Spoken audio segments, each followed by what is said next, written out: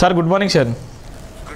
శివ గారు బాగున్నారా? సార్ బాగున్నా సార్. మీరు ఎలా ఉన్నారు సార్? కంగ్రాచులేషన్ సార్, ఎంపీగా అవుతున్నారు. అంటే ఆల్రెడీ తెలంగాణ ప్రజలు మిమ్మల్ని కోరుకోకపోతే దేశంలో ఉన్నటువంటి ప్రజలైతే మిమ్మల్ని కోరుకుంటున్నారు. మీ వాయిస్ కావాలని పార్లమెంటు సైతం కూడా మిమ్మల్ని ఒక్కటిగా చెవులు చూడాలని చూస్తుంది. మీ వాయిస్ ప్రపంచానికి అర్థమైంది కానీ తెలంగాణ ప్రజలకు అర్థం కాలేకపోయింది.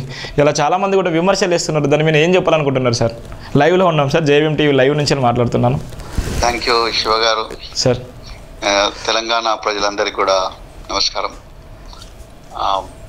మిత్రులారా, ఇది ఒక తెలంగాణ రాజకీయాల్లో ఒక చారిత్రాత్మకమైన పరిణామం అని నేనైతే అనుకుంటున్నా.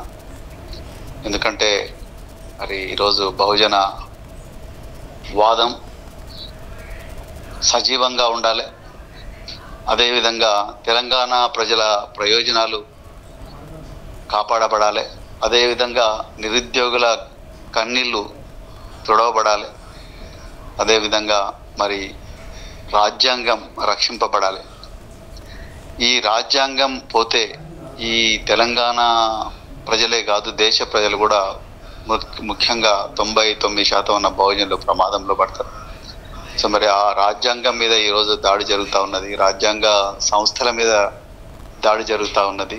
అదేవిధంగా పేద ప్రజల ప్రయోజనాలన్నీ కూడా నాశనమయ్యే పరిస్థితి వచ్చింది. అందుకొరకే మరి విపత్కరమైన పరిస్థితుల్లో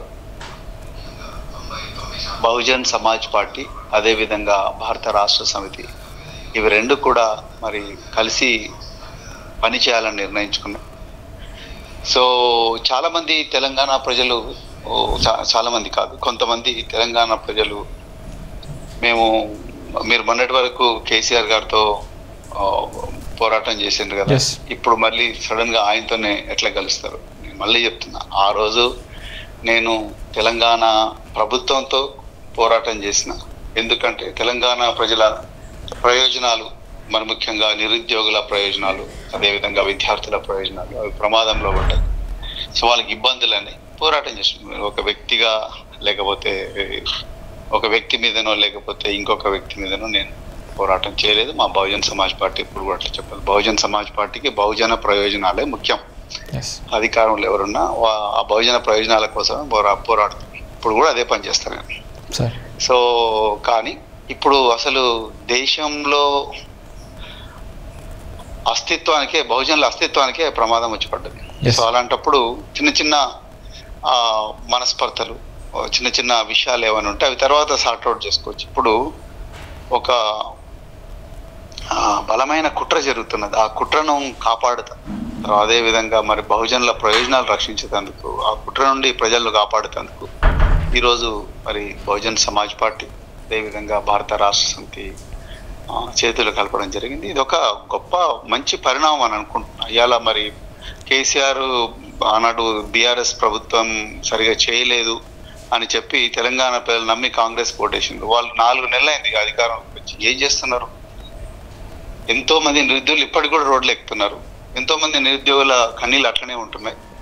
సో ఊర్లలో కరెంటు సరిగా ఉండట్లేదు, తర్వాత నీళ్లు, చెరువులలో నీళ్లు కూడా పోతున్నాయి. సో ఇవన్నీ కూడా అంటే రకరకాల సమస్యలు. ఇక కేవలం కాంగ్రెస్ పార్టీ ఎంతసేపు 6 గ్యారంటీలు చెప్తా ఉన్నది, కానీ విద్యార్థుల ప్రాణాలకు కానీ, లేకపోతే మరి మన రాజ్యాంగం ఇచ్చిన స్వేచ్ఛ, అది మతపరమైన స్వేచ్ఛ కావచ్చు, ఇంకే స్వేచ్ఛ కావచ్చు, ఆ స్వేచ్ఛలకు భంగం కలుగుతూ ఉన్నది. కేవలం ఈవెంట్ మేనేజ్మెంటే నడుస్తూ ఉన్నది కాంగ్రెస్ పార్టీలో తప్ప స్పష్టమైన వర్క్ అయితే నడుస్తలేదు. సో తెలంగాణకు ఒక స్పష్టమైన ప్రణాళిక, లేకపోతే తెలంగాణ ప్రజలను జీవితాలను సమూలంగా మార్చే ప్రణాళిక నాకైతే కనిపించలేదు కాంగ్రెస్ పార్టీలో. సో రాబోయే రోజుల్లో తప్పకుండా మీరు అన్నట్టుగా మరి తెలంగాణ ప్రజల ఆకాంక్ష బయటకు చెప్పలేకపోవచ్చు. ఇప్పుడు ఏదో దీని మీద చాలా మంది రకరకాలుగా కామెంట్ చేస్తున్నారు, కానీ ఇది ఒక గొప్ప పరిణామం అని నేను అనుకుంటున్నాను తెలంగాణ రాజకీయాలు. సో తెలంగాణ కాదు, ఈవెన్ దేశ రాజకీయాల్లో కూడా. దేశంలో బహుజనులకు బైంజీ కుమారి మాయావతి గారి నాయకత్వం నడుస్తున్న బీఎస్పీ ద్వారా ఒక వాయిస్ దొరుకుతుంది. మరి ఈ వాయిస్ బలంగా వినిపించడం కోసం 99% ఉన్న బహుజనులు, బీసీలు, ఎస్సీలు, ఎస్టీలు, ముస్లిం మైనారిటీలు, క్రైస్తవ మైనారిటీలు, వాళ్ళ వాయిస్ దేశంలో చట్టసభల్లో బలంగా వినిపించడం కోసం ఒక వేదిక, మరి ఒక అవకాశం బైంజీ కుమార్ మాయావతి గారు కల్పించారు. అదేవిధంగా మరి ఈరోజు పెద్దలు కేసీఆర్ గారు కూడా ఆ వాయిస్ ఒక అవకాశం కల్పించారు. వారికి నా ధన్యవాదాలు.